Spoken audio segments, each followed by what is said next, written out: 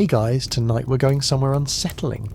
Picture this, the world's most glamorous civilization, shimmering gold, painted eyes, perfumed skin. But behind that beauty was a secret no one talks about. Every jar, every stick of eyeliner, every sacred oil doubled as a slow-acting poison. The same cosmetics that promised to make you divine were quietly killing you. Ancient Egypt was not what you were told, and you probably wouldn't survive a single week under their beauty routine. So before you settle in, take a moment to like the video and subscribe if you genuinely enjoy these dives into history. And tell me in the comments where you're tuning in from and what time it is for you. Now dim the lights, maybe put on a fan for that soft background hum, and let's ease into tonight's journey together. Your bedroom isn't a plush chamber filled with silk curtains. It's a mud brick room with reed mats that smell faintly of smoke, goat, and whatever your neighbour's donkey left behind yesterday. The air is already hot and dry, but on your low wooden table sits a gleaming copper mirror and a tray of cosmetic powders. They're dazzling in colour, blacks, reds, greens, the kind of palette makeup companies would kill for today. Only here's the twist. Half of them could also kill you. You start with eyeliner, of course. No one respectable walks out without it. You take a stick of kohl, grind it into a fine powder, and mix it with animal fat until it becomes a paste. It's smooth, dark, and easy to apply. It also happens to be lead sulfide, the same ingredient modern scientists put on do not eat labels. Egyptians believed it protected their eyes from infection and evil spirits. In tiny doses that was sort of true, but slather it on every day, year after year, and your body slowly absorbs the poison. Your kidneys, liver and nervous system are already filing complaints, but hey, at least you look fabulous. Next comes the perfume oil. You dip your fingers into an alabaster jar, pull out a creamy substance and rub it into your skin. It smells faintly sweet, until you realise the base is animal fat that's been sitting in the sun for weeks. Imagine moisturising with rancid butter. That was beauty in Egypt, but it wasn't optional. To smell earthy was considered uncivilised, so you keep massaging it in, praying that the gods are too polite to mention the spoiled undertone. For lips and cheeks, you grind up red ochre or copper salts. The effect is striking. The result is also copper poisoning, which over time causes fatigue, vomiting and organ damage. But fashion has always been about sacrifice. Some people give up comfort. You're giving up your digestive tract. And don't forget the milk baths. Cleopatra's alleged secret wasn't luxury spa skincare. It was sour goat milk. Without refrigeration, your refreshing soak was essentially curdled yogurt water. You step into the tub, expecting radiance, and instead feel like a dumpling being marinated. It all feels glamorous, mystical, divine.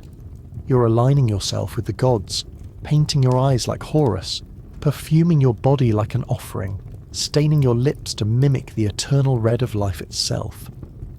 But the gods must have had a dark sense of humour, because as you glow with spiritual protection, your organs quietly deteriorate. You don't just look like royalty, you feel untouchable. But beneath the surface, beauty is killing you one brushstroke at a time. And if you think painting your face with poison was absurd, wait until you find out what they rubbed into their hair. Because the cosmetic cabinet of the Nile didn't stop at eyeliner. It went much, much deeper. You notice the kohl still clinging to your eyes, streaking into the corners where the desert heat makes sweat drip down your face. The black line is supposed to make you look divine, but your vision is blurring, and your skin itches from the fat and mineral paste melting into your pores. Cosmetics in ancient Egypt were never just for beauty. They were part science experiment, part magical protection, and part social obligation. The problem was, no one ever stopped to ask whether the gods truly demanded lead poisoning in exchange for good looks. The ingredients used in your daily cosmetic routine could fill an entire apothecary shelf. Galena, a lead mineral, was ground into a fine powder to make the dark eyeliner. Malachite, a copper ore, was crushed into a shimmering green paste that people applied to their eyelids, as if emerald dust belonged in every morning ritual. For cheeks and lips, ochre offered shades of red and orange. Perfumed oils came from myrrh, frankincense and lotus mixed into a base of animal fat or beeswax. It all sounds exotic and luxurious, until you remember that your bathroom cabinet is essentially a chemistry lab with none of the safety equipment. The logic behind all this was tied to religion and medicine. Egyptians believed makeup protected against the glare of the sun, which was true in part since kohl absorbed light and reduced irritation. More importantly, cosmetics were linked to divine power.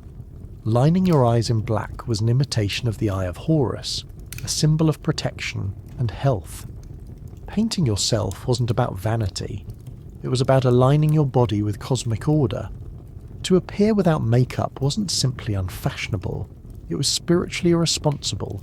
You were leaving yourself exposed to curses and disease. That belief system gave people the confidence to smear whatever powders and pastes they could find onto their skin, ignoring the slow damage it caused. Modern studies on Egyptian remains have shown traces of lead and copper in bones and hair, evidence that centuries of beauty rituals left a toxic legacy inside the body. While you admired your perfect eyeliner, your organs were busy struggling under the weight of heavy metals.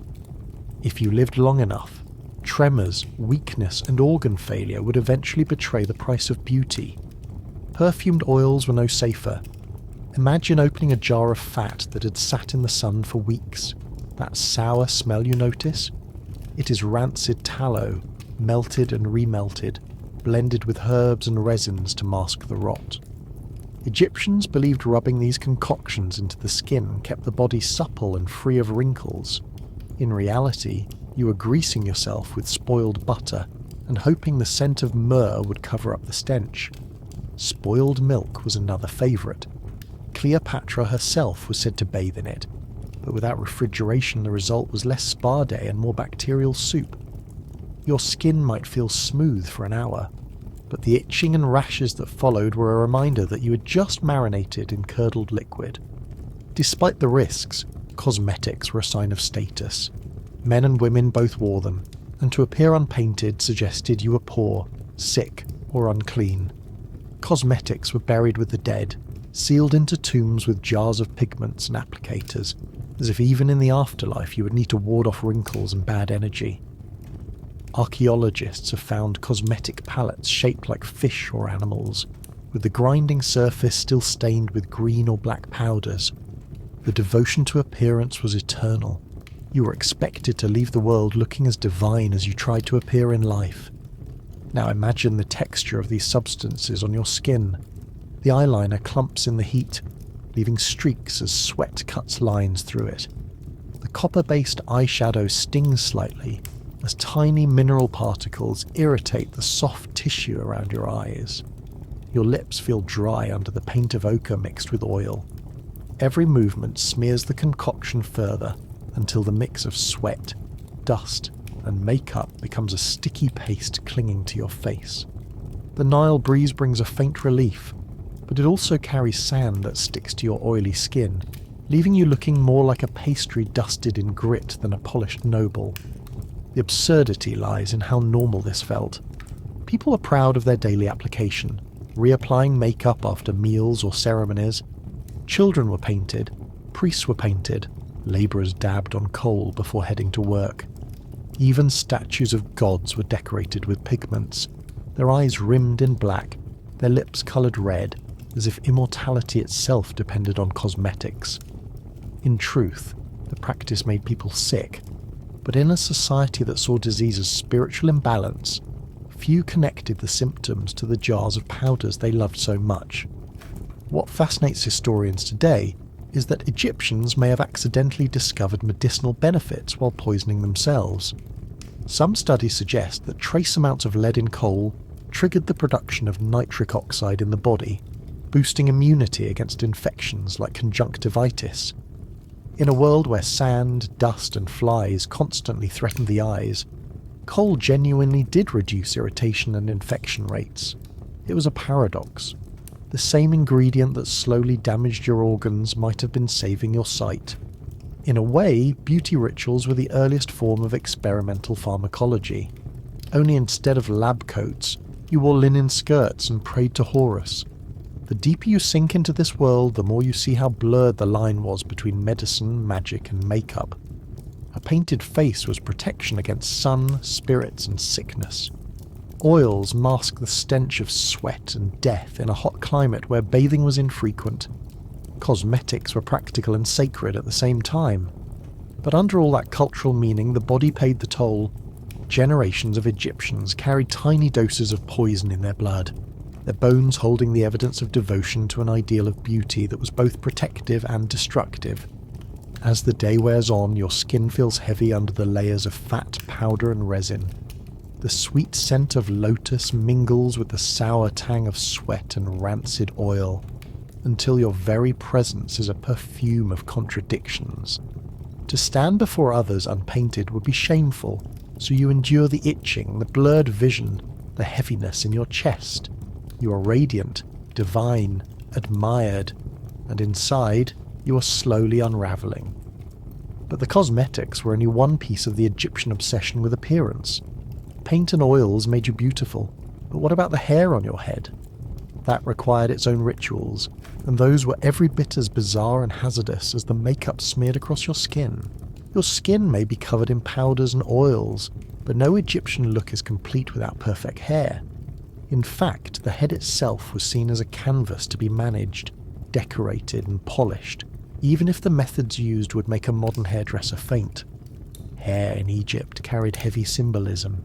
It could mark your age, your social status, and even your purity. Children often had their heads shaved except for a single side lock of hair, a style linked to protection by the gods.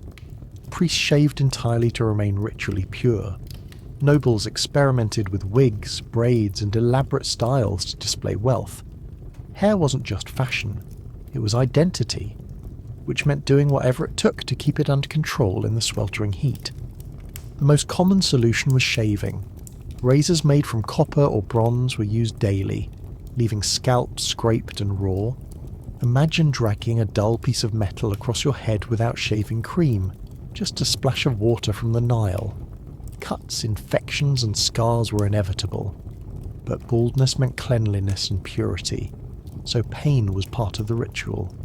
For those who kept their hair, things got even stranger. Head lice were a constant plague, thriving in the hot climate.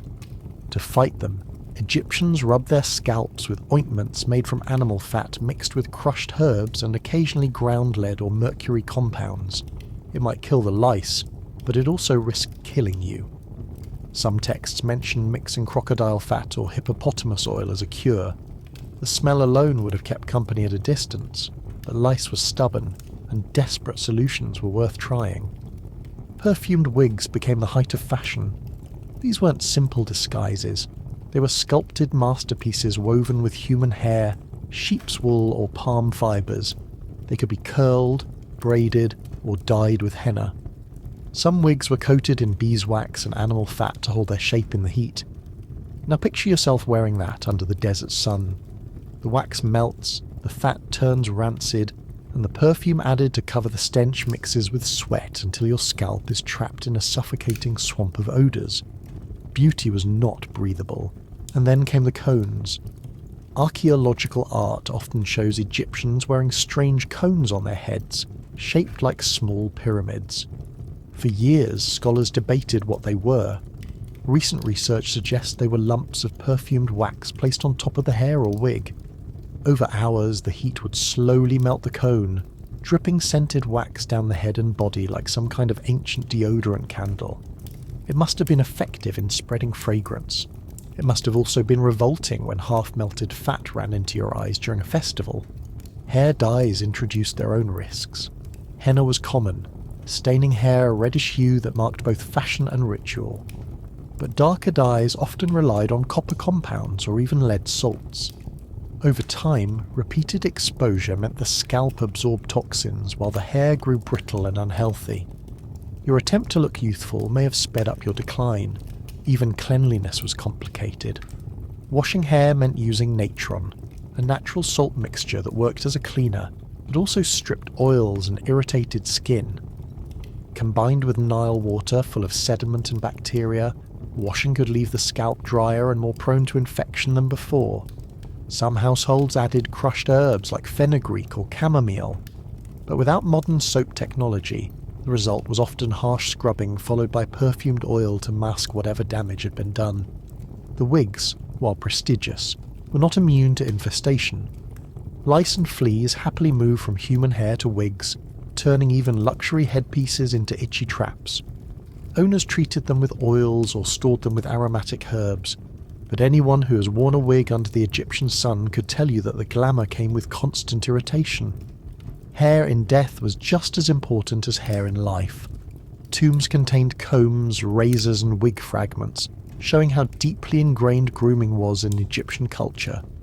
A person was expected to enter the afterlife with a polished appearance, even if that meant packing jars of animal fat and head lice remedies into their grave. Eternity, after all, was a long time to go without a hairbrush.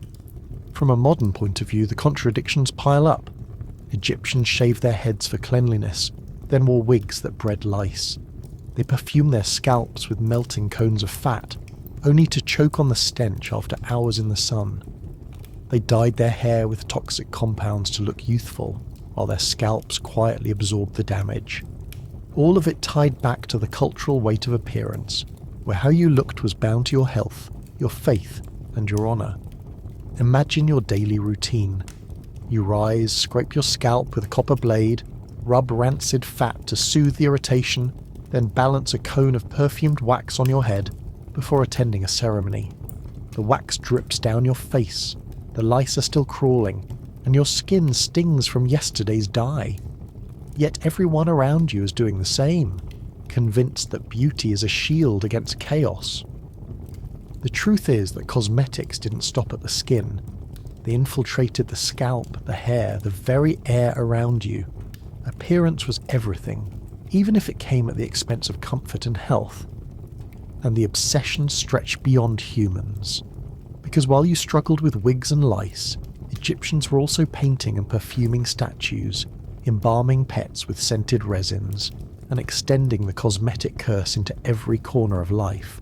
The perfumes dripping from your scalp have barely stopped burning your eyes when you notice that cosmetics in Egypt were never just about making people look alive. They also followed you into temples, ceremonies, and even into the afterlife. The jar of kohl in your hand is not only paint, it is medicine, magic, and a ticket to eternity. In a land where every illness had a spiritual explanation, cosmetics took on sacred weight. Black eyeliner wasn't just vanity. It was a shield against demons and disease. The Eye of Horus, carved into amulets and painted on tomb walls, was echoed in the eyes of every Egyptian who traced those long black lines across their lids. You weren't simply lining your eyes, you were copying the gods. The fact that this divine imitation also loaded your bloodstream with lead was overlooked, or perhaps embraced, since pain and sickness were often interpreted as signs of cosmic imbalance anyway. Priests painted themselves before rituals, coating faces and bodies in mixtures of ochre, resins and oils. The scents were as important as the colours.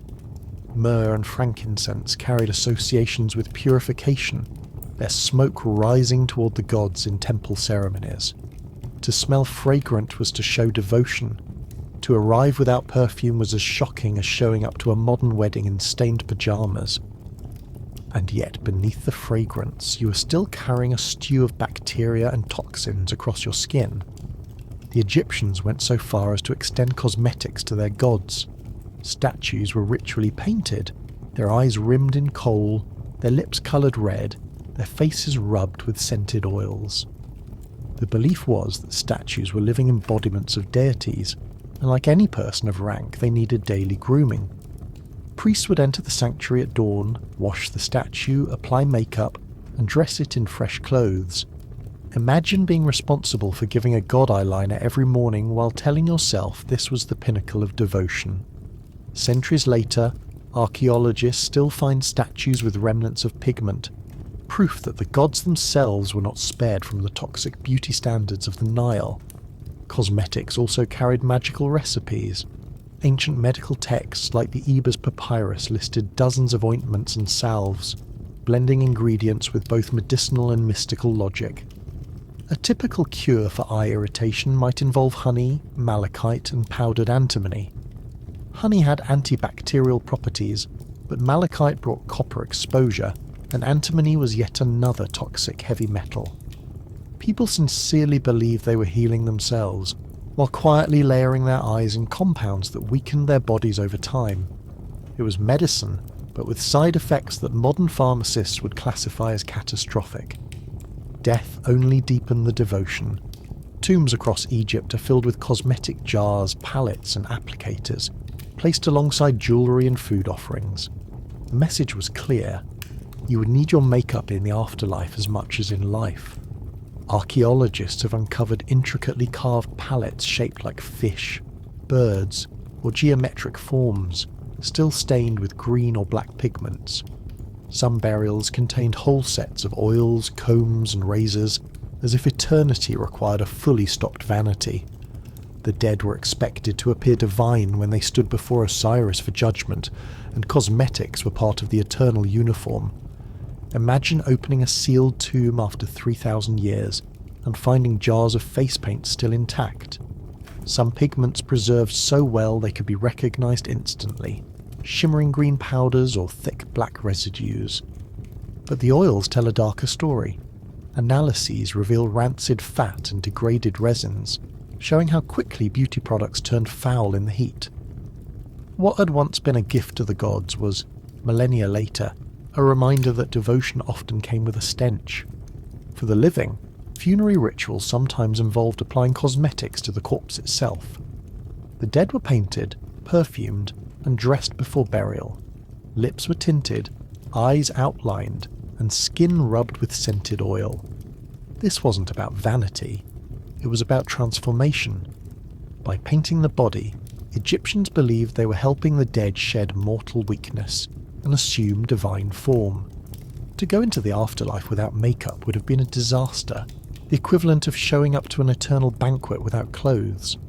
The absurdity is that cosmetics were both poison and promise. They killed the living slowly, but for the dead, they were believed to guarantee immortality. You might spend your life coughing from copper poisoning, but at least when you died, you would look presentable to Osiris. Cosmetics were spiritual insurance, paid for in daily discomfort and long-term damage. Rituals sometimes blurred the line between medical treatment and cosmetic magic. For example, red ochre was not only blush for the cheeks, it was also believed to carry protective properties against chaos. Priests rubbed it on statues to energize them, and mothers rubbed it on children to protect them from illness. The fact that ochre could contain impurities and cause skin irritation was brushed aside. What mattered was its symbolic power, not its chemical risks. Perfumes carried equal significance. Lotus oil, prized for its sweet fragrance, symbolized rebirth and purity. It was dabbed onto the dead during mummification, poured over altars, and rubbed on living bodies before ceremonies. The problem was that oils went rancid quickly, especially in the heat of Egypt. What smelled divine one day could smell like rotting onions the next. Still, people persevered, convinced that scent was the language of the gods. Better to reek of spoiled fat and herbs than risk approaching a deity unscented. Think of the sensory overload in a temple ceremony. Dozens of priests painted in black kohl and red ochre, their skin glistening with oil, their heads shaved and gleaming, their wigs perfumed with wax cones melting under the sun, the air thick with smoke from burning resins, the floor littered with jars of ointments, the smell an uneasy blend of sweetness and decay. To worship the gods was to marinate yourself in cosmetics until your body was both altar and sacrifice. And the obsession with cosmetics as spiritual power wasn't confined to the elite. Farmers lined their eyes before heading into the fields. Children wore kohl to protect against the evil eye. Soldiers painted themselves before battle, convinced that pigments made them harder to curse. Everyone from the pharaoh to the lowest labourer believed cosmetics were more than appearance. They were shields against chaos. By now, your body feels less like a person and more like a temple statue. Your skin glistens with oils that itch, your eyes burn from kohl, your lips are cracked under ochre paste, and your scalp drips perfume wax that refuses to cool. You're glowing, divine, and perpetually uncomfortable. Every movement feels sticky. Every breath carries the mingled sense of incense, sweat, and spoiled fat. Yet this is the cost of aligning yourself with the gods. The strangest part is that the obsession with ritual cosmetics didn't stop with humans or statues. It extended into the mummification process itself. Embalmers used resins, oils, and pigments in their elaborate preparations of the dead. Faces were painted, bodies anointed, and wrappings perfumed. Even in decomposition, cosmetics played their part, ensuring that decay smelled divine, and that the corpse resembled something closer to eternity than mortality. And so the curse of Egyptian cosmetics was more than physical poisoning. It was spiritual compulsion. To be painted was to be protected. To be scented was to be holy. To be glossy was to be divine. The body became an altar of vanity and devotion, weighed down by toxins and perfumes that stung, burned, and rotted. But cosmetics weren't just plastered onto people or gods. They also crept into medicine, recipes, and strange home remedies. The same jars that painted your face often doubled as cures for ailments, meaning the poison you wore was sometimes swallowed as medicine, which takes the absurdity of Egyptian beauty to an entirely new level. You're still sticky with oils and powdered minerals, and yet your jars of cosmetics are not finished tormenting you. They're no longer content to sit on your skin. Now they creep into your medicine cabinet. What you thought of as paint and perfume also doubled as cures, tonics, and prescriptions.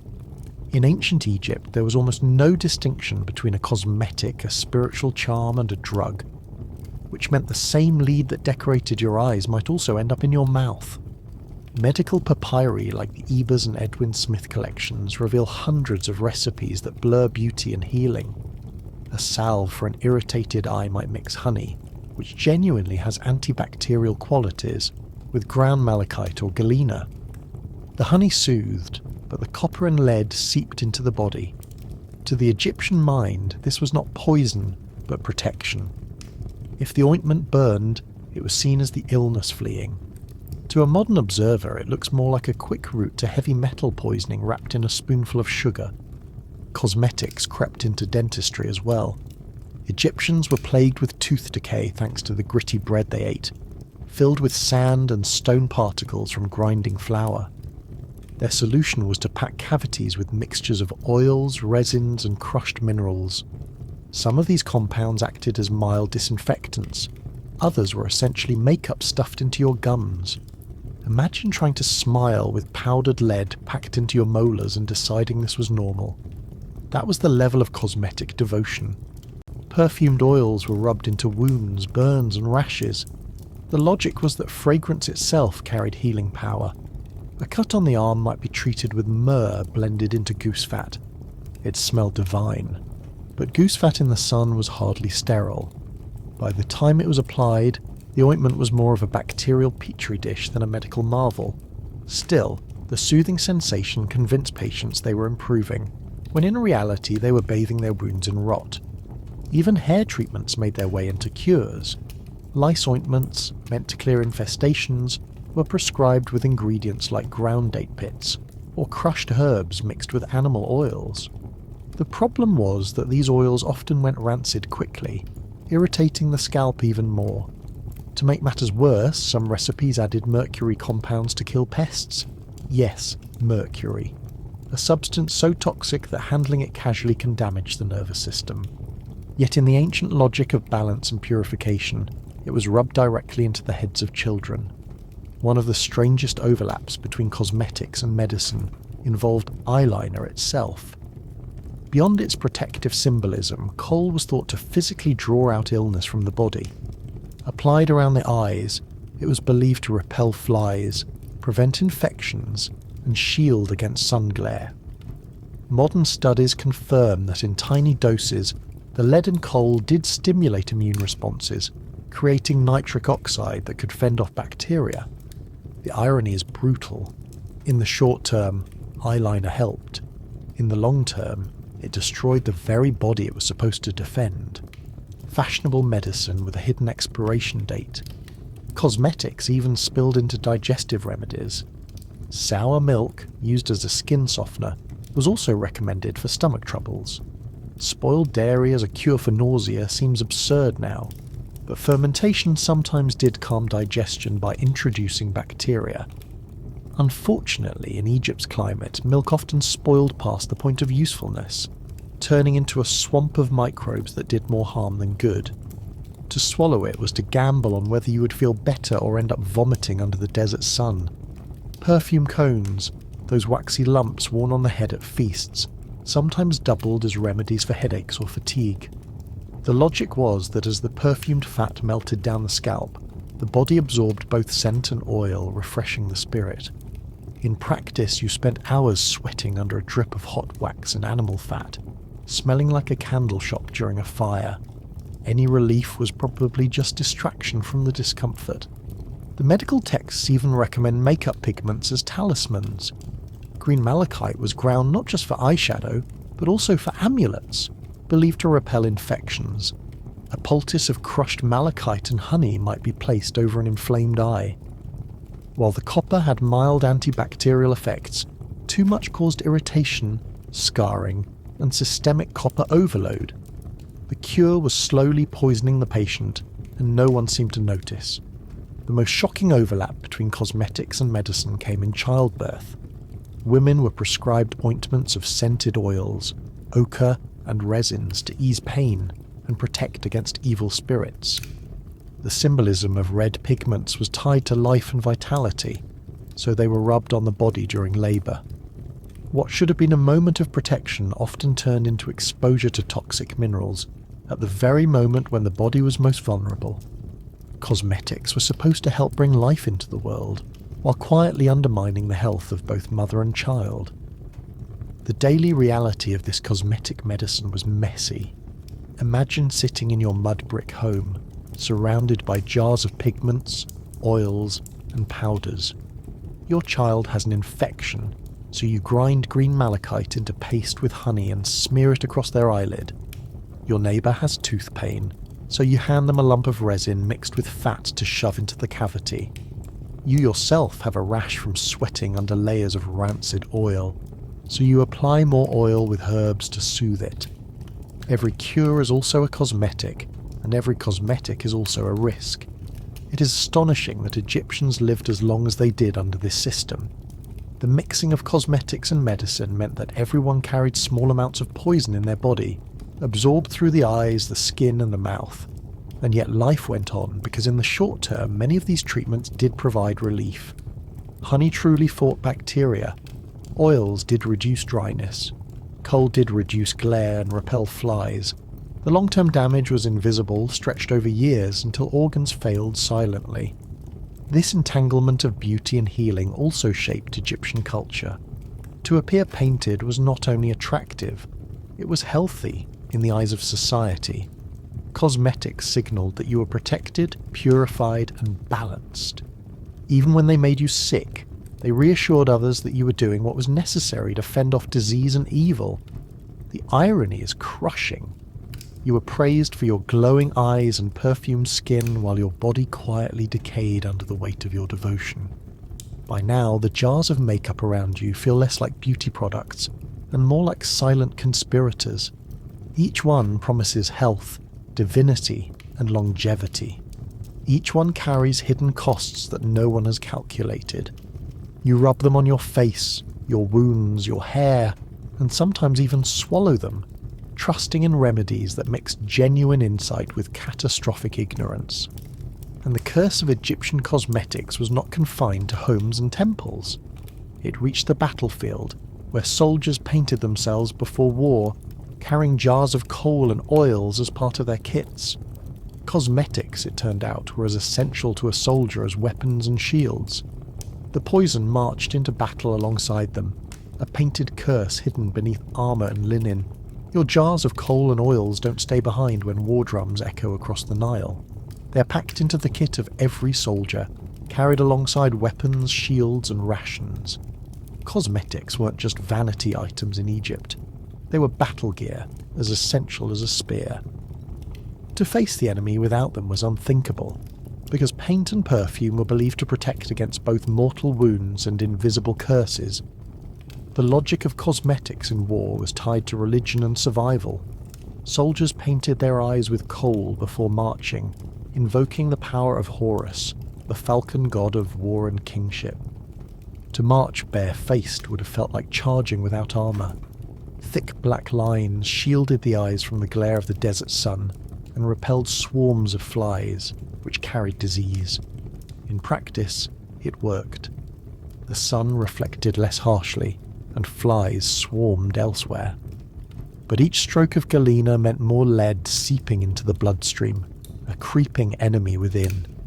Soldiers also perfumed themselves before battle. The Egyptians believed scent carried power, that fragrance could embolden warriors and repel evil. Oils mixed with lotus or myrrh were rubbed onto bodies already sweating under linen and leather. The effect was intoxicating, but not in a good way. Imagine standing in ranks of hundreds, each man coated in rancid oils, the heat baking the fat into a sour fog. The battlefield smelled less like valor and more like a butcher shop set on fire. Cosmetics extended to equipment as well. Shields and helmets were sometimes decorated with pigments, their surfaces painted with protective symbols. Warriors believed that coating their gear with resins and colours made them spiritually stronger. The practical result was sticky equipment that smelled faintly of spoiled honey and smoke. But in a world where warfare was as much psychological as physical, appearance mattered. The shine of pigment could terrify an opponent as much as the edge of a blade. The daily toll of war was magnified by cosmetics. A soldier's face caked in kohl began to sting as sweat carried particles into open pores. Rashes formed under layers of oil, where dirt stuck and refused to wash away. Cuts treated with perfumed ointments risked infection from rancid fat, even as priests swore the oils carried divine healing. To fight under the Egyptian sun was already brutal. To fight while marinated in toxins made every step heavier. Even the dead were not free from cosmetic rituals on the battlefield. Fallen soldiers might be painted before burial, their eyes lined and lips tinted, as if appearance mattered more than the wounds that killed them. Victory steles sometimes showed warriors decorated in full regalia, their eyes exaggerated with black lines, even in depictions of carnage.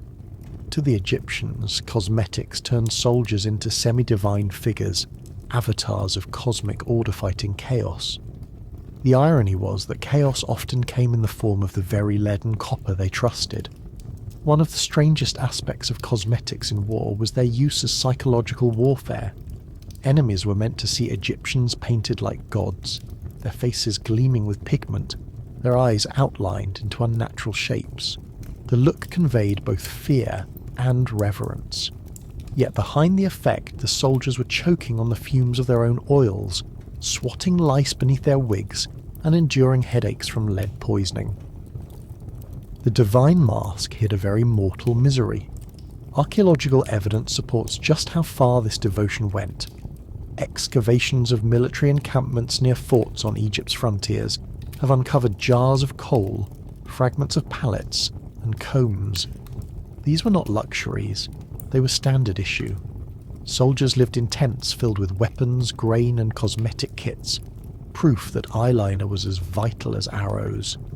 Imagine sitting down in a dusty camp, sharpening your spear, and then carefully applying eyeliner with a stick before patrol. War by candlelight, but make it fashionable. The overlap between soldiers and cosmetics also blurred into medicine. Eye infections were rampant in camps, where flies bred in latrines and food stores. Kohl was applied as treatment, doubling as both protection and uniform. Soldiers who avoided it risked blindness, but those who used it daily absorbed more toxins. It was a perfect trap. To see the battlefield clearly, you lined your eyes with poison.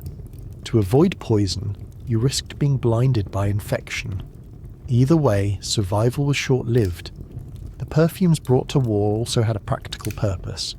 Egyptians believed that fragrance strengthened morale, but oils also helped mask the constant stench of sweat, blood, and unwashed linen. Unfortunately, Rancid oils only added another layer to the stench. Standing shoulder to shoulder in the desert sun, a line of Egyptian soldiers likely smelled like a bakery fire mixed with a goat pen. To march into combat under those conditions was an endurance test beyond the clash of swords. Hair care in war was equally absurd. Wigs were worn even in battle, tied down to prevent slipping. Some soldiers shaved their heads to avoid lice, but others balanced wax-perfumed wigs under helmets. In the heat of combat, the wax melted, dripping into eyes and mouths. A warrior might fight bravely against spears and arrows, only to be blinded by his own dripping head cone. The gods, it seemed, had a cruel sense of humour. The symbolism of cosmetics meant that soldiers carried jars of pigment even on long campaigns. Supplies of food could run short, but the eyeliner was never neglected. Priests accompanying the army made sure rituals were performed, painting warriors before great battles. The weight of these jars was justified as sacred, even when rations were light. It is telling that archaeologists often find cosmetic containers in military graves nestled beside weapons, as if both were equal in importance. The curse of cosmetics followed soldiers beyond battle. Survivors carried home the long-term effects of constant exposure. Lead poisoning caused tremors, fatigue, and weakness, undermining the strength they needed to fight. Copper exposure from green pigments triggered nausea and liver damage. Soldiers decorated like gods on the battlefield often returned home physically broken by the very substances meant to protect them. Their enemies may not have struck the final blow. Their cosmetic kits did the job slowly. Picture yourself standing in formation, linen armour sticking to your oiled skin, kohl stinging your eyes, and wax dripping from your wig. The sun bounces off painted shields, flies swarm around rancid ointments, and the man beside you smells like sour milk mixed with incense. You grip your spear, ready to face enemies, but inside, your organs are already surrendering. This is what it meant to go to war painted like a god. And cosmetics didn't only haunt soldiers on land. They also travelled with sailors, packed into ships sailing the Nile and the Mediterranean. The curse spread onto the water, where heat, sweat, and cramped decks made makeup both unbearable and unavoidable. The jars of pigment that weighed down soldiers' kits now rolled across ships, dripping oil into the planks. The poison floated with them, staining every horizon. The jars of coal and oils rattling at a soldier's hip did not vanish when he boarded a ship. Cosmetics floated with the Egyptian military and merchants as naturally as grain, beer, or papyrus. The Nile was the artery of Egypt, and every boat carried the same cultural weight as the temples on land, which meant that cosmetics, with all their sacred promises and hidden poisons, seeped into the planks of ships, staining their voyages as much as their sails. Sailors on the Nile faced a life of sweat, heat, and unrelenting glare. The river sparkled under the desert sun, blinding anyone who looked too long at its surface. Coal became more than decoration here. It was survival. Painted eyes reflected less light, reducing glare off the water. The belief that coal protected eyesight held true, and sailors were rarely seen without their black outlines. But as days became weeks, the pigment worked its way into the skin. The Nile may have carried them to distant ports, but lead carried them to exhaustion. Shipboard life was suffocating. Imagine cramming dozens of men onto a wooden boat barely wide enough for a family dining room. The decks were slick with water, fish, and sweat. Everyone wore the same oiled perfumes, trying to mask the odour of bodies that had no chance of bathing for days. Myrrh and lotus oil drifted on the wind, mixed with the smell of rotting fish guts and stagnant bilge. To breathe was to inhale a cloud of perfume and decay, the maritime version of a candle factory that had caught fire inside a slaughterhouse. Perfume cones, so beloved at feasts on land, melted twice as fast under the sun at sea. Sailors balanced them on their shaved heads or wigs, hoping to smell divine even as their shirts stuck to them with waxy runoff. By midday, the cones were dripping into ears, necks, and mouths. On a rocking boat, the mess spread further, coating planks and ropes until the ship itself smelled like rancid lotion. If you slipped on deck, it wasn't always from water. It was often from melted cosmetics turning wood into a greasy slide. Cosmetics on ships also carried a spiritual dimension. Egyptians believed the Nile itself was sacred, a channel of the gods. To sail it unpainted was to invite misfortune. Priests travelling with expeditions often painted sailors before long voyages, smearing pigments on faces and sprinkling perfumed oils across the deck as blessings. The result was both holy and hazardous. The oils made surfaces slick, and the sailors carried jars of toxins close to food stores. A sack of grain might be dusted with coal powder by accident, turning breakfast into a metallic-tasting health hazard. The Nile was not the only stage. Egyptian ships ventured into the Mediterranean and Red Sea carrying goods, soldiers and ideas.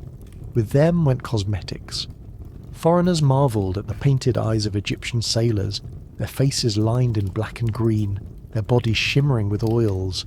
To outsiders it looked exotic, even intimidating. But to the sailors themselves, it was just routine. Every morning on deck began with grinding pigment and applying it with a stick of wood. You could not raise a sail without raising your eyeliner first. The poisons worked their way into daily routines. Food eaten with unwashed oily hands tasted faintly of resin and copper. Cuts and scrapes from ropes or oars were smeared with perfumed ointments, soothing at first but festering later. Sailors drank beer to quench thirst, but the same mugs that held their cosmetics at night were sometimes rinsed and reused. Lead particles from coal mixed into their drinks, creeping silently into their bodies with every gulp. The absurdity was how normalized it all became. A sailor balancing on the edge of a boat, reapplying eyeliner in the middle of the rough water, was as ordinary as adjusting a sail. Cosmetics were part of uniform, as inseparable from life on the Nile as ropes and oars. To appear without them would have been a disgrace, a sign of neglect or weakness. Even on voyages meant for war, the jars of pigment had their place in the cargo, as if paint were more critical than arrows. The hazards were compounded by the environment. On land, cosmetics baked under the sun, but at sea they mixed with moisture. Oils turned slimy in humid air, pigments clumped, forming crusts that cracked on skin. The constant cycle of sweating and reapplying left faces raw, eyes burning, and scalps itching under perfumed wigs. Imagine standing watch at midnight, your eyes watering from salt spray and coal, your skin slick with rancid oil, while trying not to slip on a deck coated in melted wax. To be a sailor was to risk drowning in cosmetics before drowning in the Nile. Historical evidence shows cosmetics travelling far with sailors. Archaeologists have uncovered cosmetic pallets and jars at ports and harbours, proof that these items were not abandoned on shore. They moved with the crews, treasured as protection and identity. Foreign merchants likely received not only papyrus and gold, but also traces of Egyptian pigments on every exchange. The cultural export of Egypt included its poisons, handed from sailor to stranger like a trade in slow-motion death. The paradox was striking. Cosmetics helped sailors survive the immediate challenges of glare, disease and odour. Coal really did fend off flies, and oils kept skin from cracking in the dry air, but the price was cumulative. After years at sea, the men returned home weakened, their bodies saturated with lead, copper and rancid fats. The Nile gave them passage, but their jars of cosmetics gave them a slower, crueler tide pulling towards sickness. Picture the scene. A ship creaks on the river, sails full of wind. Men stand at the oars, their eyes rimmed in black, their faces shining with oil. The air is heavy with perfume and sweat. Beneath them, the planks are greasy from melted cones. Food tastes of resin, water smells of fat, and every breath brings both incense and rot. This is not just a voyage. It is a floating cosmetic shrine, poisoned cargo included. And cosmetics did not stop at sailors and soldiers. They extended into trade itself. Jars of pigment, pallets and perfume oils became commodities, packed for export across the ancient world. Egypt sold its poisons as luxury, convincing neighbours that divinity came in powdered minerals and perfumed fat. Foreign elites lined their eyes with the same kohl, painted their lips with the same ochre, and oiled their bodies with the same rancid concoctions. The curse spread outward, turning Egypt's neighbours into eager customers of their slow undoing. The painted faces on Egyptian ships were not the end of the story. They were the beginning of an export business that spread Egypt's obsession with cosmetics far beyond its borders. Every jar of kohl, every lump of perfumed resin, every pallet of powdered mineral was not only a household item but also a commodity. Beauty became as important to trade as grain or gold, and with it came the silent spread of toxins disguised as luxury. Cosmetics left Egypt on merchant ships, carried north to the Levant, west to the Mediterranean, and east toward Mesopotamia. Foreign elites coveted them, dazzled by the exotic appeal of Egyptian beauty. Kohl eyeliner in particular became a symbol of sophistication. To paint your eyes in the Egyptian style was to show you were wealthy enough to import not just goods, but also culture. The irony, of course, is that what they were importing was a slow form of poisoning packaged in alabaster jars. Archaeologists have uncovered Egyptian cosmetic containers in foreign tombs, proof that these goods travelled far. Tiny alabaster jars with faint traces of black pigment have been found as far afield as Greece and Canaan. They were not discarded curiosities. They were treasured, sealed with care, placed alongside jewellery and other valuables. Foreign nobles lined their eyes with the same galena and malachite as Egyptians, unaware or unwilling to question the toll it took on their health. In this way, Egypt's poisons became part of international diplomacy. Perfumes carried even greater weight. The resin trade was booming in the ancient world, with frankincense and myrrh prized for both religious and personal use. Egypt blended these into oils, mixed them with fat, and sold them as fragrant treasures. Buyers might not have realised that the base ingredients spoiled quickly in hot climates. By the time the jar reached a foreign court, it was less a perfume and more a jar of sour fat flavoured faintly with herbs. Still, the association with Egypt gave it an aura of divinity. To anoint oneself with Egyptian perfume was to smell like the gods, even if the reality was closer to spoiled butter. Makeup palettes themselves were exported as luxury objects. Intricately carved, often shaped into animals or symbolic forms, they advertised the Egyptian mastery of both art and cosmetics. Foreigners copied these designs, producing their own versions of Egyptian palettes and jars. The influence was so strong that even cultures far removed from the Nile began experimenting with pigments and perfumes, tracing black lines around their eyes and staining their lips with ochre. The aesthetic travelled, but so did the health risks. Lead and copper did not care about borders. Egyptian cosmetics also seeped into foreign medicine. Recipes blending honey with malachite or oil with resin found their way into foreign texts. What had begun as Egyptian cures for infections or rituals for protection became adopted abroad. This meant that the same dangerous overlap between cosmetics and medicine spread into neighbouring cultures. The poison disguised as healing crossed the sea with ease, convincing entire civilizations that divine beauty was worth any cost. The cultural exchange was not one-sided. Foreign materials also found their way into Egyptian cosmetic recipes. Imports like cedar oil from Lebanon and exotic spices from the Near East were blended into Egyptian perfumes, expanding the palette of scents. But the foundation remained the same: animal fat, mineral powders and resins. No matter how luxurious the imports, they still spoiled, irritated and poisoned when applied daily. Egypt dressed its poisons in new clothing, but the core remained toxic. Consider the economic weight of cosmetics. Entire industries revolved around their production. Miners extracted galena and malachite from quarries. Farmers raised animals whose fat became ointments.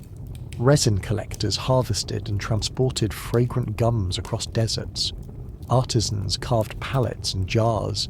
Priests blessed and applied the mixtures. Cosmetics were not side products. They were central to the economy. woven into the daily lives of peasants and the political strategies of kings. To export them was to export a piece of Egypt's identity, even if that identity came with unintended consequences. The reach of Egyptian cosmetics was so profound that foreign cultures sometimes associated Egypt itself with painted faces. Travellers described Egyptians as unmistakable for their darkly lined eyes and fragrant bodies. The look became iconic, a visual shorthand for Egyptian civilization. And as the style spread, foreigners began imitating it in their own art, showing figures with almond-shaped eyes extended by long black lines. Egypt's most toxic tradition became its most enduring brand. The absurdity of it all is hard to miss. Egypt sold to the world jars of slow-acting poison wrapped in ritual and beauty. Foreign elites, desperate to imitate Egyptian divinity, paid dearly for cosmetics that weakened their bodies over time. Priests blessed shipments of kohl and perfume, believing they carried protection, while sailors coughed under the fumes of melting cones. And in every transaction, Egypt cemented its cultural influence while quietly distributing its curse. Picture a foreign queen in her palace, lifting the lid of an alabaster jar imported from Egypt. She dabs the black paste onto her eyelids, admiring her reflection in polished bronze. She feels powerful, beautiful, connected to gods she does not worship but whose symbols travel in the paint. She does not know that the same paste lines the bones of Egyptian mummies with lead. She does not know that she's part of a chain of devotion and decay stretching back to the Nile. By the time cosmetics spread across the Mediterranean, they were no longer just fashion. They were tools of diplomacy, markers of wealth, and silent messengers of Egyptian dominance. The jars outlasted the men who mined the minerals. The perfumes outlived the sailors who carried them. The pigments outlasted the women who painted them on their faces. Egypt's poisons endured, staining the bones of entire regions in microscopic traces of lead and copper. Trade turned the curse into a contagion. What began as a ritual along the Nile became a slow epidemic across ancient empires. Cosmetics were admired, copied, and treasured, even as they carried sickness. Egypt may have been exporting beauty, but beneath the sheen it was spreading weakness, one jar at a time. And cosmetics did not only move through ships and trade routes, they were written into treaties, offered as tribute, and demanded as taxes. Pharaohs sent jars of perfume to foreign rulers as gifts, binding alliances through the scent of myrrh and lotus. To refuse such a gift would have been an insult. To accept it was to welcome the curse into your court. Beauty became politics, and poison became diplomacy. As the jars travelled further, the irony grew sharper. Egypt's cosmetics were symbols of divine order, meant to ward off chaos. Yet they introduced chaos into the bodies of everyone who used them. They promised protection while delivering decline, and still, no one stopped. To abandon cosmetics was to abandon identity itself. By now, the cosmetic jars have spread into every corner of the ancient world. They sit in temples, in palaces, in tombs. They line the shelves of merchants, the bags of sailors, the kits of soldiers. Egypt's curse has gone global, painted onto faces that may never have seen the Nile, and the spread of cosmetics did more than poison. It reshaped art, religion, and daily life wherever it landed, which meant that when other cultures looked at Egypt, they did not just see pyramids or temples, they saw painted eyes. Cosmetics had become the most recognizable emblem of Egypt, a lasting legacy written not in stone but in streaks of toxic pigment. But the influence of cosmetics did not stop with trade. It extended into law, regulation, and even crime. For where there were valuable goods, there was always smuggling, forgery, and theft. And Egypt's jars of pigment were no exception. Wherever value gathers, crime follows, and Egyptian cosmetics were no exception. Those tiny alabaster jars filled with powders and oils were worth more than their weight in gold in some circles. They were tokens of power, status, and protection, which meant they became targets for thieves, smugglers, and forgers. A cosmetic kit in Egypt was not just a tool for beauty or medicine, it was an investment, and investments always attract trouble. Archaeological records and papyri hint at the darker side of this obsession. Theft of cosmetics was common enough to warrant mention in legal documents. Servants stole from the chests of their masters, slipping away with jars of kohl or pallets of green pigment. Even the temples where cosmetics were prepared for rituals reported theft. Priests complained of missing oils, of jars emptied mysteriously, of pigments vanishing as quickly as they were mixed. A temple sanctuary might have been sacred, but it was also a treasure chest stocked with what amounted to luxury contraband. Forgeries flourished. The demand for exotic resins like frankincense and myrrh far outstripped supply, so merchants cut them with cheaper substitutes. A jar labelled as fine lotus oil might contain nothing more than animal fat with a drop of crushed herbs. The result smelled convincing at first, but spoiled faster, leaving its buyer with rancid grease that irritated the skin. In a way, this was even more poisonous than the authentic product. At least the real resins had mild antibacterial properties. The fake versions were just rot in a jar, blessed by a smiling merchant with no concern for your complexion. The black powders of kohl were especially vulnerable to fraud. Genuine galena was expensive to mine and grind, but cheaper minerals could produce a similar effect. Some merchants mixed soot, charcoal, or even crushed ash into powders to mimic the deep black colour. To the untrained eye, the pigment worked, but it lacked the antibacterial qualities that made true galena protective. Instead, it clogged pores, irritated eyes, and often caused more harm than good. Buyers thought they were purchasing divine protection, when in reality they were smearing campfire residue on their faces. Smuggling was another thriving business. Cosmetics were valuable enough to be taxed heavily when traded across regions, and wherever there are taxes there are smugglers. Jars of kohl, bundles of resin, and vials of perfume were hidden in grain sacks, tucked under ship planks, or disguised as medical supplies. A shipment of cosmetics could be worth fortunes in foreign markets, making the risk worthwhile. The irony is that smugglers, sweating under the desert sun, were often covered in the very scents they tried to conceal. A customs officer hardly needed to search a ship when he could smell a cargo hold reeking of lotus and frankincense from half a mile downriver. Theft and forgery were not limited to the living. Tomb robbers targeted cosmetics with the same enthusiasm as gold. Archaeologists have found empty cosmetic jars in looted burials, their lids pried off, pigments scraped clean centuries before modern discovery. To the robbers, a jar of kohl was as valuable as jewellery. Both could be sold, traded or used, and both tied their owner to divine identity. That thieves risked death penalties and curses to steal them says everything about the value Egyptians placed on their painted rituals. Even artisans played a role in the deception. Palettes carved from fine stone were expensive, so workshops produced cheaper versions in clay or wood, painted to look more impressive than they were. Buyers might believe they owned a luxury cosmetic set, only to realise the paint wore off after weeks of grinding pigments.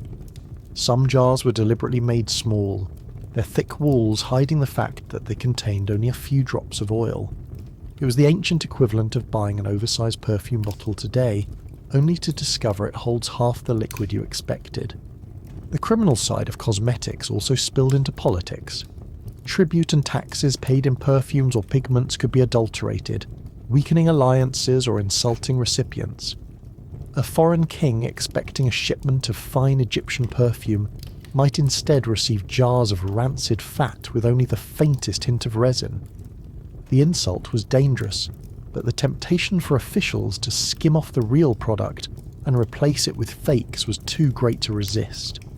Cosmetics became both a gift and a gamble, depending on who handled them along the way. The dangers of forgery were amplified by ignorance. Buyers had no way to test purity beyond scent or colour. If the powder was black, if the oil smelled sweet, it was assumed genuine.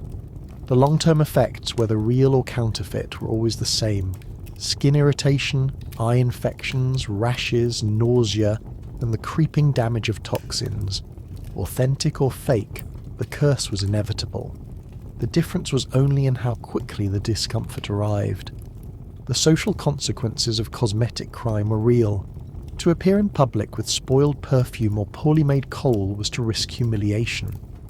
Nobles who discovered their cosmetics were fake might punish servants or merchants harshly, and courts recorded disputes over cosmetic fraud.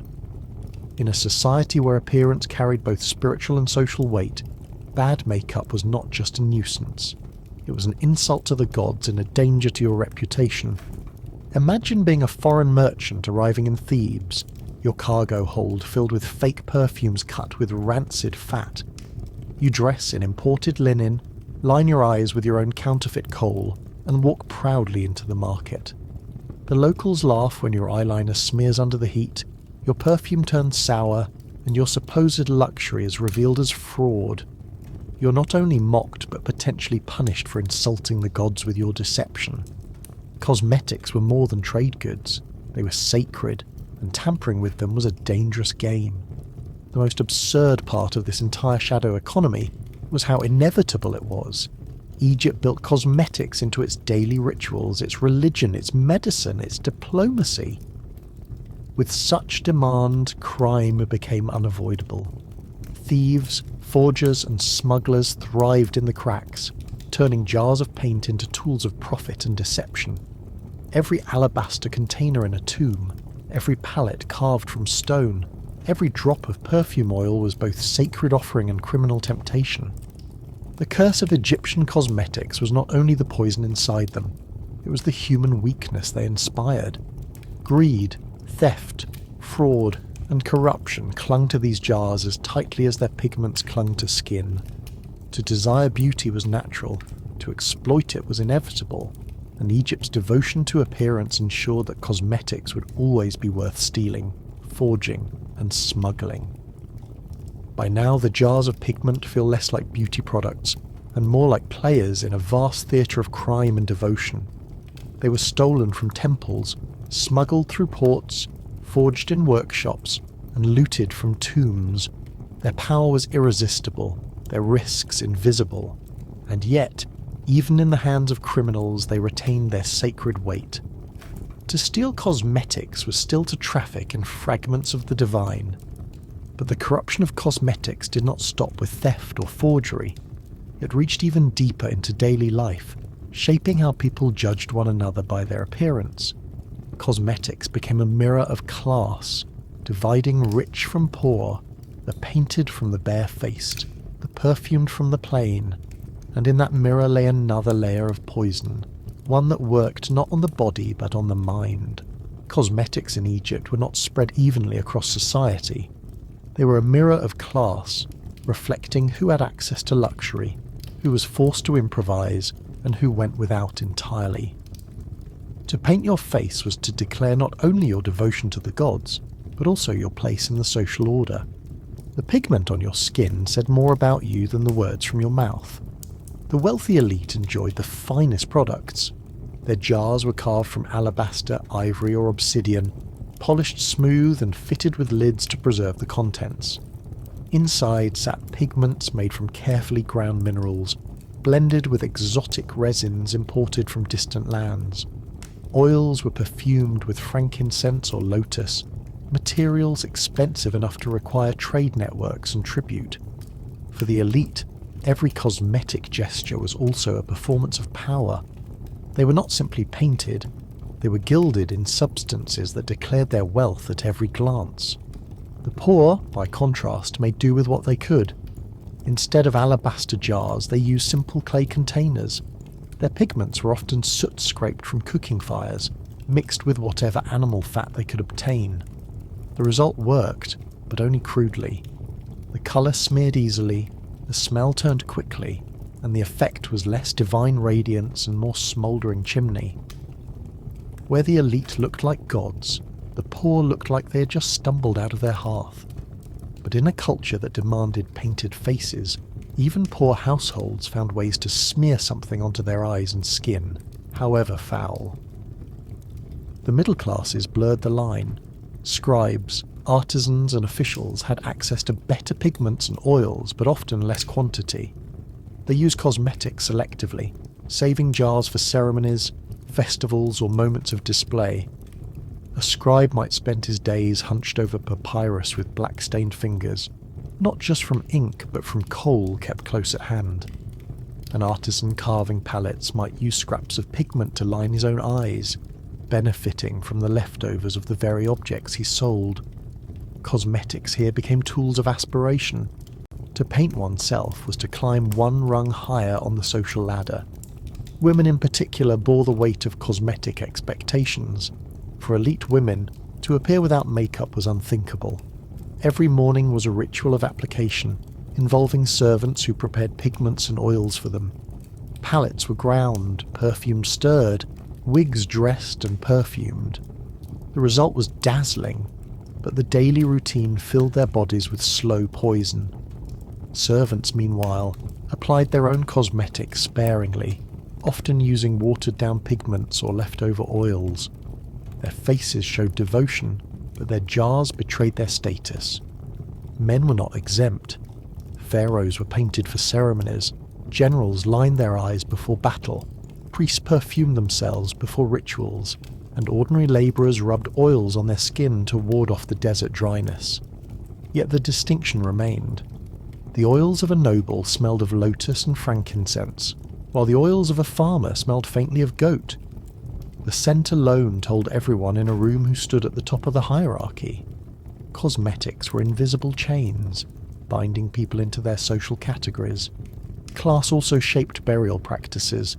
Elite tombs contained entire cosmetic sets, palettes, jars, applicators, and mirrors, often inlaid with gold or decorated with inscriptions.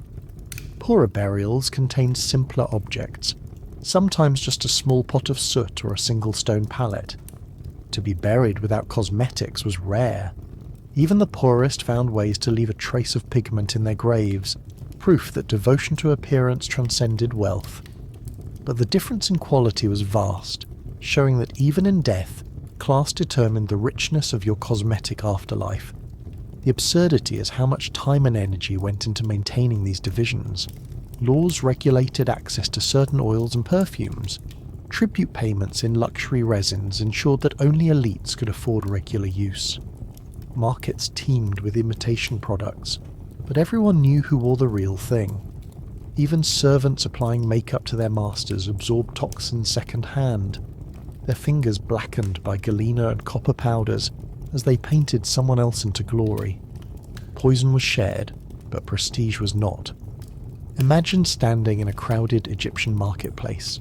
The smell of incense mixes with fish and sweat. Vendors cry out, offering jars of perfume, sticks of kohl, cakes of pigment. You can tell immediately who can afford the real goods. A noblewoman walks past, her scent a cloud of frankincense, her eyes painted in perfect black. Behind her, a labourer squints through smeared soot, his sweat carrying the rancid tang of cheap fat. Both are painted, but one glows with divinity while the other reeks of desperation. Cosmetics did not erase differences, they exaggerated them. Children bore the marks of this division as well. Elite children were painted daily, their eyes lined to protect them from disease, their heads shaved except for the ritual sidelock adorned with oil. Poor children went painted less often, their kohl improvised from ash, their oils nothing more than leftover cooking fat. The symbolism remained, but the quality betrayed their status from the first years of life. From cradle to coffin, cosmetics wrote class onto the skin. The silent curse of this system was that it made people complicit in their own decline. Wealthy elites poisoned themselves with the finest imported cosmetics, confident that their jars of alabaster held divine gifts. Poorer Egyptians poisoned themselves with whatever they could scrape together, convinced that neglecting cosmetics would expose them to chaos. Every class participated, every body absorbed the toxins, but the elite did so with alabaster jars and imported scents, while the poor did so with soot and fat. Beauty was universal, but so was the curse. By now you can feel the tension in the air. Cosmetics divide households, mark status in markets, and weigh heavily in tombs. They have become more than adornment. They are class itself, painted onto the body like a uniform you cannot remove. Your place in society is traced in black lines around your eyes, scented in the perfume on your skin, carved into the jar that sits on your table. And yet, this devotion to beauty was not only personal, it was political. Pharaohs used cosmetics not just to display divinity, but to broadcast power. Entire regimes were painted into existence, their authority lined in kohl and perfumed in resins. The politics of cosmetics stretched far beyond individuals, shaping how entire kingdoms projected themselves to their people and the world. Cosmetics did more than mark wealth and class. They built the image of kingship itself. The painted face of the pharaoh was as much a political weapon as his armies or monuments. Every stroke of eyeliner, every dab of perfumed oil was a calculated performance, a visual announcement that this person was not simply human but divine. Power in Egypt was painted on before it was spoken, and the jars of cosmetics served as silent ministers of propaganda. The image of pharaohs carved into temple walls or painted on papyrus always included cosmetics. Their eyes are outlined in thick black kohl, their lips shaded red, their skin gleaming with golden tones that implied eternal perfection. These were not artistic flourishes.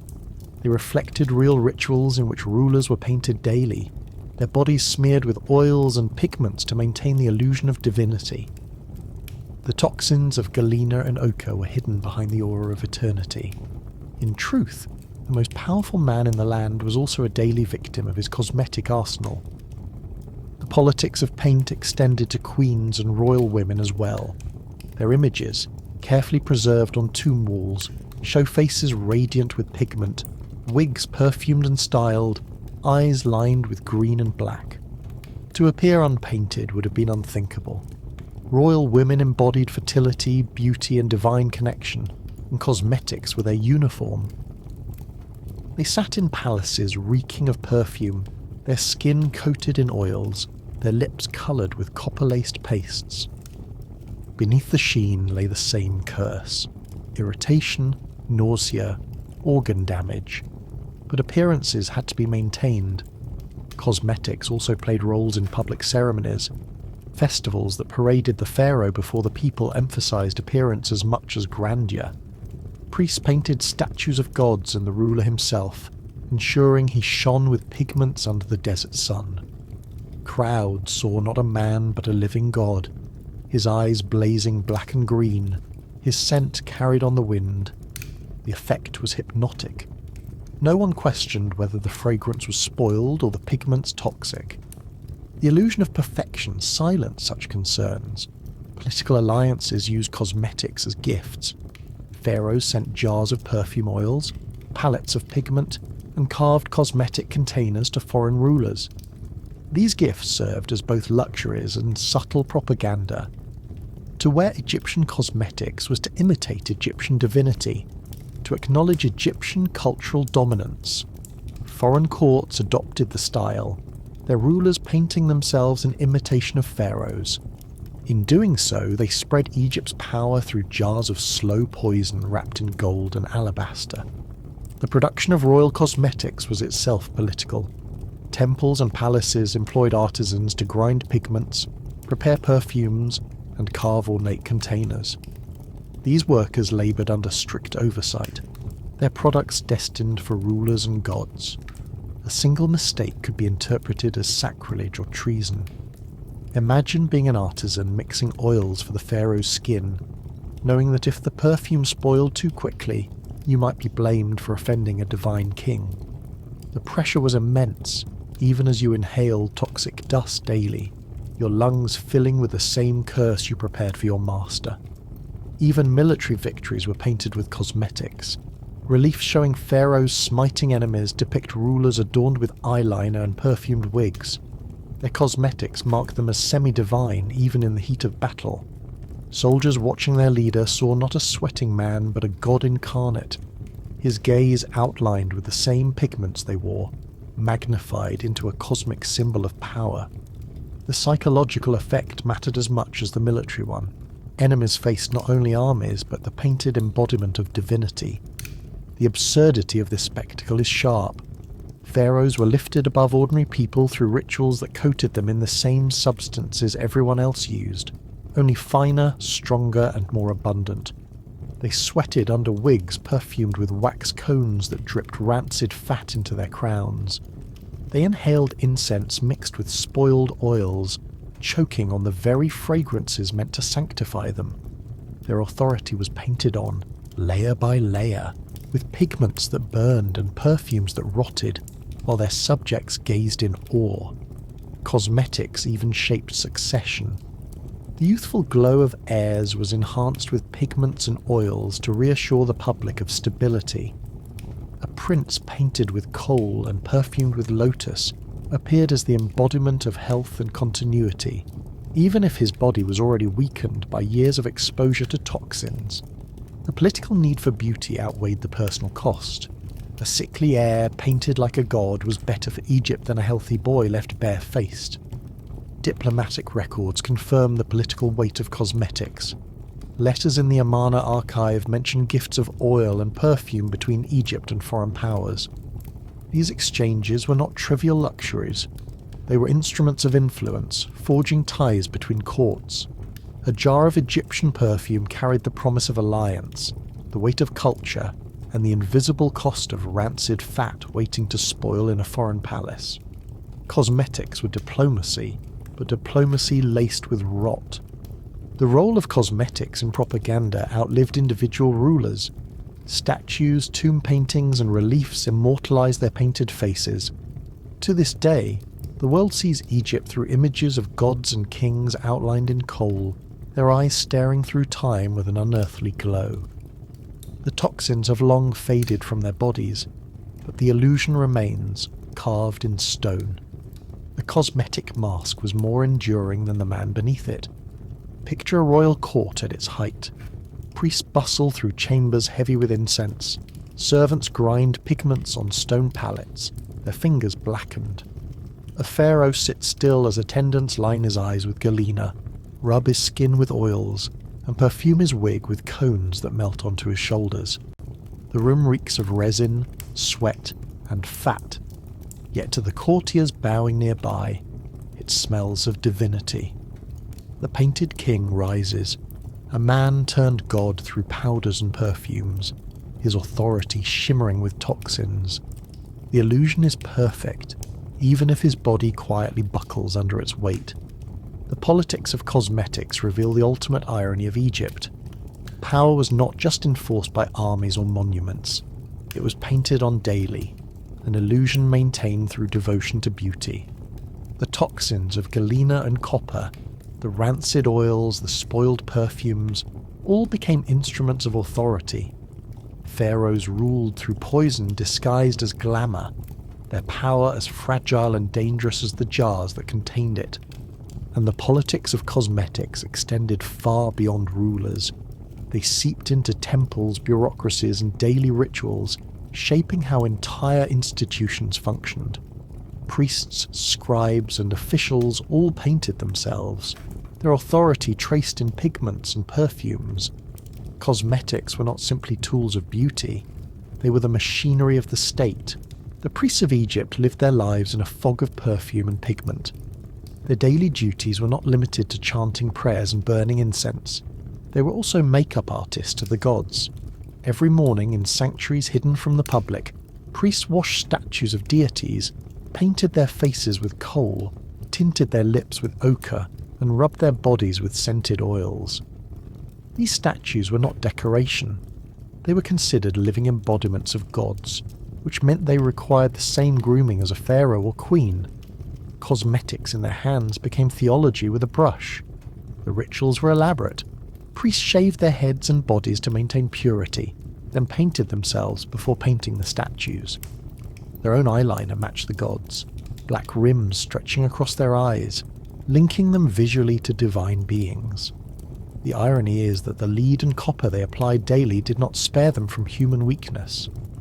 Many priests likely suffered from tremors, fatigue and headaches caused by toxins they handled constantly.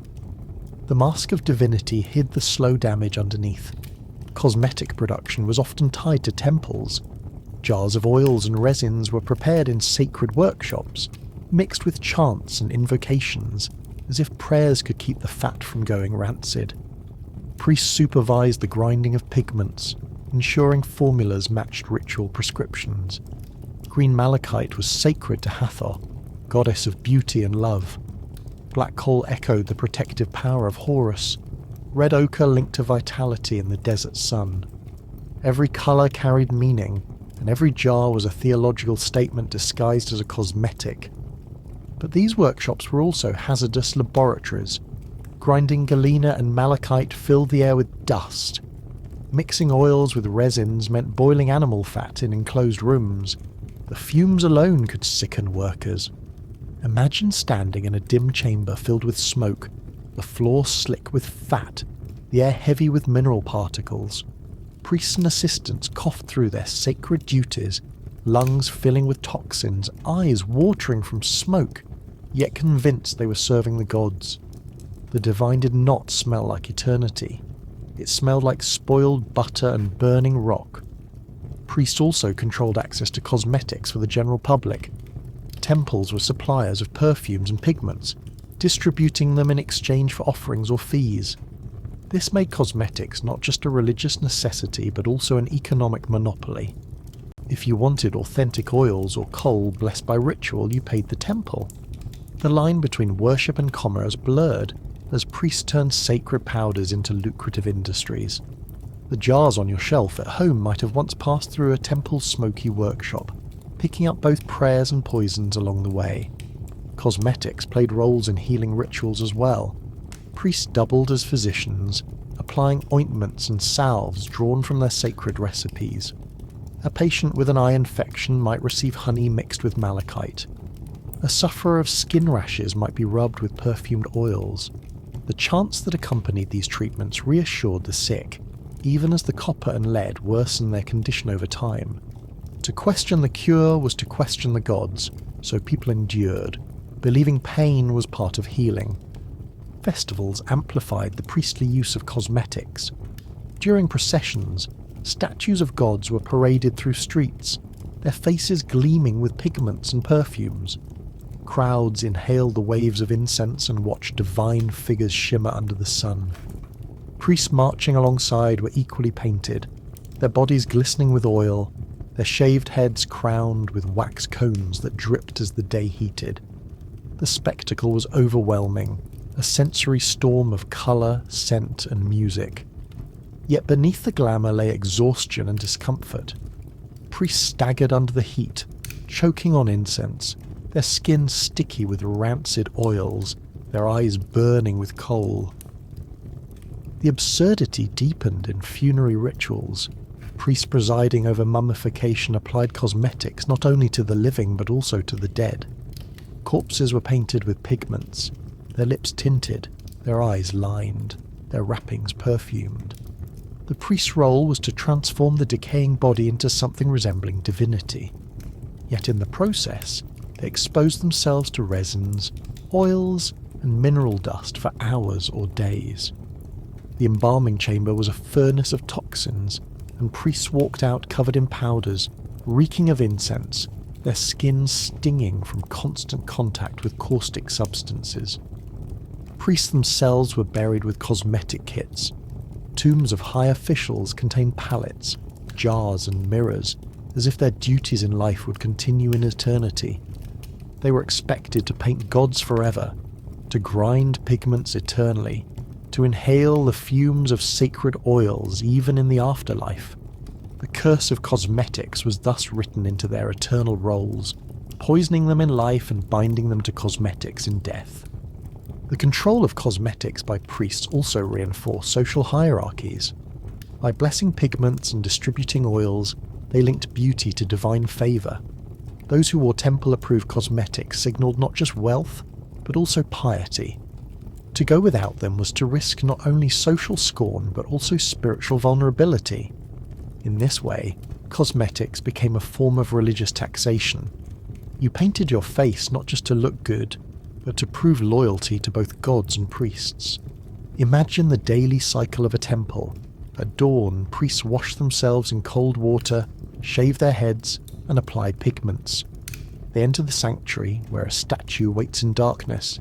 They clean it, paint its face, anoint it with oil, dress it in linen, and burn incense until the air is thick with smoke.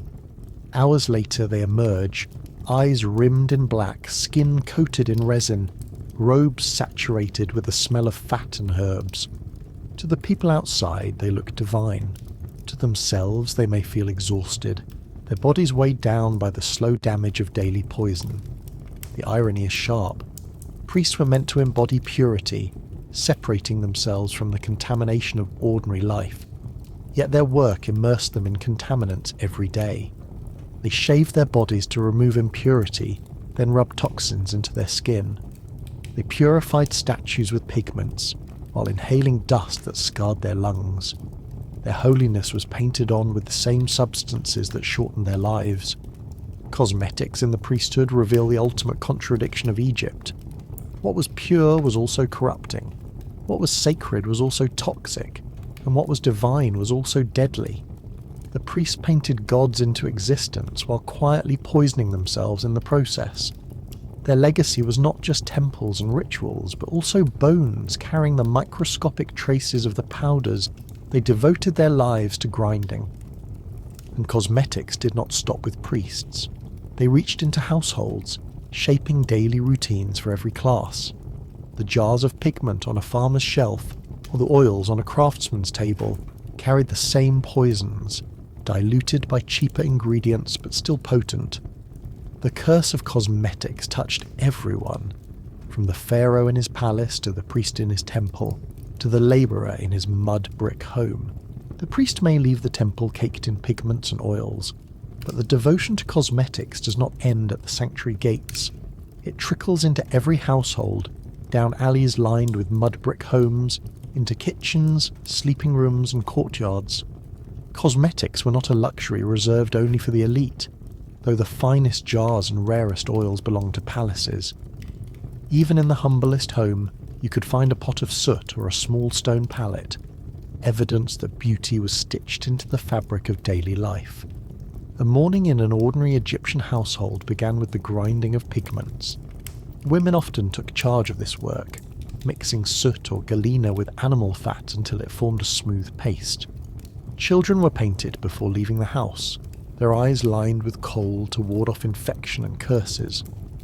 Men, before heading to the fields or workshops, dabbed oil on their skin to soften against the sun and dry air. These were not extravagant rituals. They were basic routines like brushing your teeth today. The irony is that brushing your teeth rarely poisons you. The Egyptian equivalent of self-care filled the body with heavy metals. Cosmetic kits in modest homes were simple but recognizable. Clay pots replaced alabaster jars, often reused for multiple substances.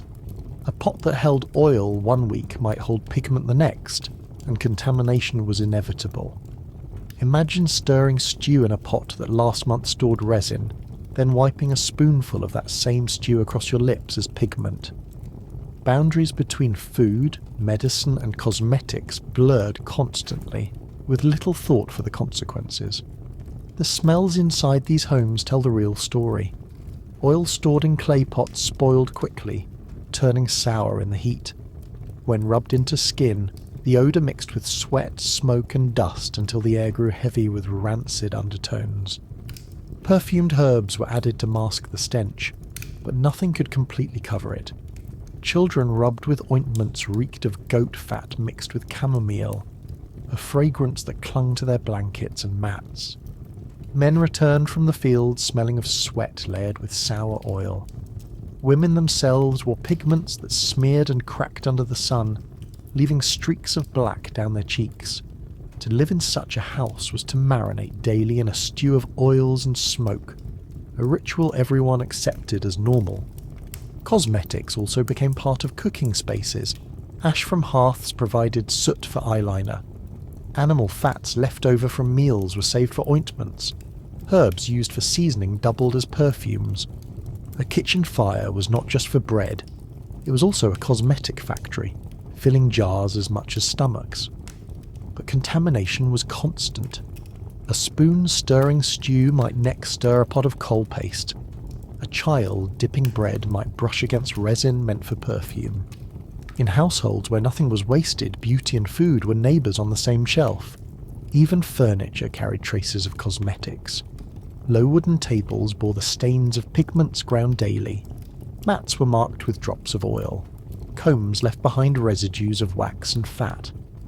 Archaeologists uncovering household remains often find palettes with streaks of green malachite, black galena, or red ochre, proof that these routines were embedded in daily life.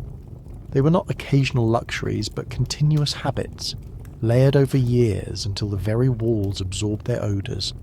Social pressure played a role here too. To appear without pigment was to invite gossip.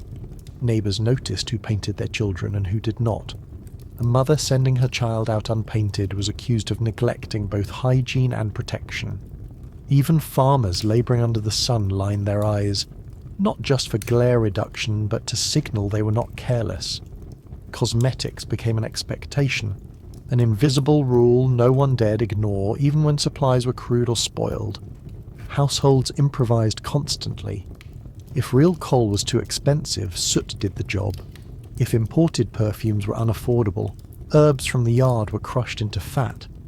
If alabaster jars were out of reach, clay pots sufficed. The devotion mattered more than the quality. Yet these substitutions often carried even more risk. Soot irritated the skin, fat spoiled quickly, and clay contaminated contents with dirt. The poor poisoned themselves just as surely as the rich, only with cheaper and dirtier ingredients. The absurdity was that cosmetics were both protection and danger in these homes. Parents painted children with kohl to fend off flies and infections, and sometimes it worked. But over years, that same kohl damaged their bodies from within. Oils soothed dry skin but brought rashes as they spoiled. Perfumes masked odours but clung to clothes long after they turned foul. Every gesture that signalled care was also a slow attack on health. Imagine sitting in a cramped mud brick house at dusk. The air is thick with smoke from a cooking fire. The child fidgets as their mother lines their eyes with kohl, their skin sticky from oil applied in the morning. The father rubs a dab of fat onto cracked hands, wincing at the sting. The table holds jars of pigment beside bowls of lentils. The smell is part bread, part smoke, part rancid butter. This is not luxury. This is routine, and it fills every corner of the household. The evidence for this domestic devotion comes from archaeology as much as texts. Excavations of villages at sites like Amarna reveal ordinary cosmetic containers, pallets, and applicators scattered among kitchens and courtyards. They sit beside tools, pottery, and food remains integrated into daily life. Even in homes far from palaces, cosmetics were ever present. Every family painted themselves into society, no matter their wealth. The curse of cosmetics was therefore universal. No one escaped it, not priests, not pharaohs, not farmers. The only difference was in quality and quantity. Elites poisoned themselves with alabaster jars of imported perfumes. The poor poisoned themselves with soot and goat fat. Both lived under the same cultural compulsion, convinced that painting the body was as necessary as eating bread. By now, cosmetics no longer feel like luxuries or ornaments. They are survival strategies woven into the rhythms of life. The painted eye, the perfumed skin, the oiled scalp, these were marks of being Egyptian. To abandon them was to abandon identity itself. Yet the very routines that bound society together were also eating away at the bodies that performed them, and cosmetics did not stop at the household door. They followed Egyptians into festivals, weddings, and celebrations, where paint and perfume reached their most excessive forms. In public gatherings, the devotion to cosmetics swelled into spectacle, drenching crowds in pigments and fumes until entire streets became clouds of perfume and streaks of colour. Imagine waking up on the banks of the Nile, the air still heavy with the night's coolness, and the first thing you reach for is not breakfast, not water, Not even a reed fan to keep away the swarms of flies, but a pot of black powder that you smear around your eyes. This was the ritual of the ancient Egyptians, a civilization so devoted to cosmetics that makeup was not a luxury but a requirement. Both men and women painted their eyes with thick lines of kohl, dusted their faces with ground minerals, and tinted their lips with crushed ochre. Beauty was not just for vanity. It was linked to magic, health, and even survival. But as you dip your reed stick into that glossy pot of black paste, you're also dipping into a slow, creeping poison. Egyptian cosmetics were as deadly as they were beautiful. The star of the cosmetic world was kohl, made from galena, a glittering mineral rich in lead. Lead, of course, is toxic, but that was the least of anyone's worries 3,000 years ago. The Egyptians prized kohl for its deep, dark shine, and believed it had protective powers. Smear it around your eyes, and not only would you look striking, but you would also guard yourself against the dreaded evil eye and the blinding sun that reflected off the desert sands. In theory, it even helped repel infections, which was partly true since the lead salts in kohl could kill bacteria. Unfortunately, it also slowly poisoned the wearer, seeping into the skin and bloodstream with each application. Day after day, stroke after stroke, those proud almond eyes were outlined not just in beauty but in quiet toxicity. Cosmetics were not limited to the eyes. Red ochre was ground into fine powder to paint lips and cheeks. Malachite, a bright green mineral, was dusted onto eyelids for a shimmering effect. These substances may have been dazzling, but they too carried risks. Malachite dust could scar lungs if inhaled while grinding, and ochre mixed with oils could cause nasty skin irritations. Imagine working all day in the heat, your face caked with powders that crack and ooze into your pores, while your sweat carries tiny flecks of heavy metals into open skin. You are glowing, yes, but from arsenic and lead. One of the more curious facts about Egyptian cosmetics is that they were made with such care that recipes have been found inscribed on papyri, complete with instructions. To achieve the perfect black kohl, galena was ground and mixed with animal fat or vegetable oil until it reached a smooth consistency. Other recipes called for soot scraped from burnt lamps. The dedication to beauty was so intense that entire workshops existed solely to grind and mix cosmetics, their workers spending hours inhaling lead and arsenic dust until their own skin turned sickly pale. The more glamorous the queen or noblewoman looked, the more miserable the craftsman behind her cosmetics likely felt. There was also an odd spiritual connection tied to cosmetics. The Egyptians believed makeup was blessed by the gods, particularly Horus and Ra, whose protective eyes were often depicted in artwork. To line your eyes was to imitate the divine. The divinity came at a cost. Slowly, imperceptibly, lead poisoning weakened bones, damaged kidneys, and dulled minds. Some scholars even speculate that the heavy use of cosmetics may have contributed to the frail health often recorded in the remains of Egyptian elites. You can imagine royal courts where men and women alike gleamed with painted eyes and rouged cheeks, while inside their bodies, silent poisons accumulated. Cosmetic containers themselves became symbols of status. Alabaster jars, intricately carved palettes, and ornate applicators filled with pastes were buried in tombs to accompany the dead into eternity. Archaeologists have uncovered entire makeup kits placed next to mummies, as though the afterlife required touch-ups. But here is the grim detail. Even in death, those jars carried poisons that might have hastened the very demise of the person they were buried with. The irony is breathtaking. People dedicated their lives to maintaining beauty, yet the very substances that preserved their looks may also have cut their lives short. There were even perfumed cones, lumps of scented wax placed on the heads of banquet guests, which slowly melted and released fragrances down their wigs and skin. While this may have sounded glamorous, the waxes were often mixed with resins and oils that could clog pores and attract flies. Picture yourself sweating under the Egyptian sun with a cone of gooey perfume dripping into your hair, sliding down your face, and carrying with it traces of plant toxins. The banquet smells delightful, but your scalp is suffocating. The poisons were not accidental. Some formulas deliberately mixed in ingredients like antimony, another toxic metal, because it created a shinier, more intense black.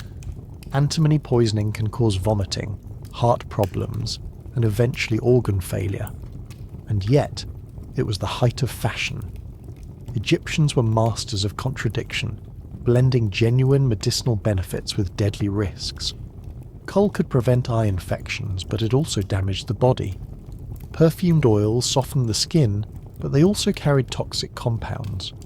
The balance between medicine and poison was razor thin, and beauty often tipped the scales towards suffering. As with everything in Egypt, cosmetics were tied to class. The wealthy had access to the finest minerals, the most vibrant colours, and ornate applicators. The poor, meanwhile, might smear soot around their eyes or use crushed herbs. But even humble cosmetics carried hazards. Charcoal dust in the lungs, plant oils that turned rancid in the sun, and grit that scarred the skin all took their toll. Beauty was universal, but so was the slow, creeping damage it left behind. Now picture the everyday scene of the Nile marketplace. Vendors hawking coal pots alongside fish and papyrus, women testing shades of ochre on their fingertips, men dusting green malachite under their eyes before a religious festival. All of them participating in a ritual that blended vanity, religion and survival. None of them realizing that each application chipped away at their health. It is almost comedic in its cruelty. The very powders meant to make you radiant were the same powders that dulled your vitality, turning beauty into a lifelong toxic experiment. And yet, Egyptian cosmetics endured for thousands of years. They were not just paint, but power. To wear makeup was to be civilized, to align with gods, and to display wealth. That meant no matter how poisonous, cosmetics were unavoidable. Imagine walking into a temple ceremony bare-faced. You would not only be judged as unkempt, but as impious. Better to risk lead poisoning than risk offending Horus. Beauty was sacred, even if it was slowly killing you. The curse of Egyptian cosmetics is not just about vanity. It is about a civilization so dedicated to appearances that it wove poison into daily life and called it protection. Every jar of kohl was both shield and blade, every streak of malachite a shimmer and a scar. The legacy of Egyptian beauty is carved into alabaster jars, painted on tomb walls, and etched into the very bones of its people, which still bear traces of lead. To look into the mirror of ancient Egypt was to see a face radiant with power, but beneath the glow, the body paid a silent price. So there you have it, the glamorous world of ancient Egyptian beauty, which was basically just slow-motion poisoning with extra eyeliner. If you enjoyed tonight's historical suffering, do me a favour and check out some of my other videos where we dive into equally uncomfortable corners of the past. And hey, let me know down in the comments what you want me to cover next, because if I'm going to lose sleep researching medieval diarrhea or Viking dandruff, it may as well be for your entertainment.